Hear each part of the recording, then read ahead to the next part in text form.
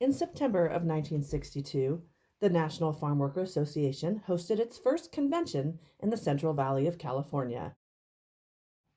It was a multiracial organization that advocated for better and safer working conditions for farm laborers.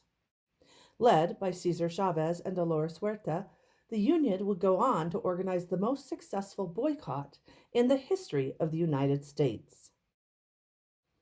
The Grape boycott started in California, but quickly spread across the nation. Many activist groups, religious organizations, and local political organizations supported the cause of the farm worker. The Grape boycott moved from California to cities across the country like Cleveland, Chicago, and New York.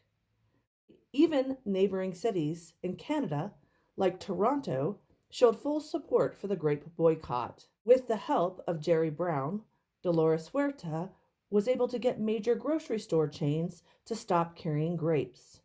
For example, in more than 254 store locations in the city of Chicago alone, grapes were no longer available.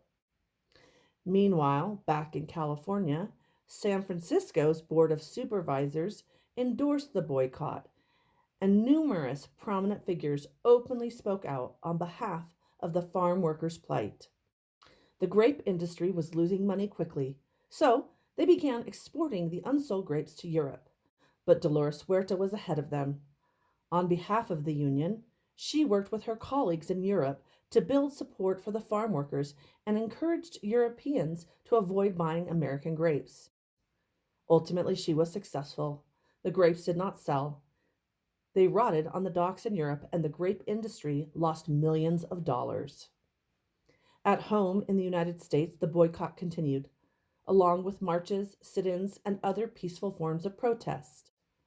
Cesar Chavez and Dolores Huerta worked tirelessly to promote the grape boycott and to maintain the help of the American public in using the boycott to bring grape growers to the negotiation table.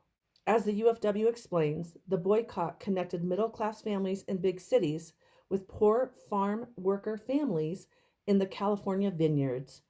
Millions stopped eating grapes.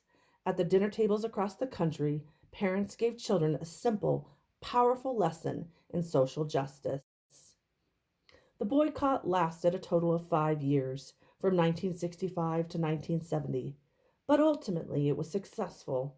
In 1970, grape growers finally signed their first union contracts, granting workers better pay, benefits, and some protections.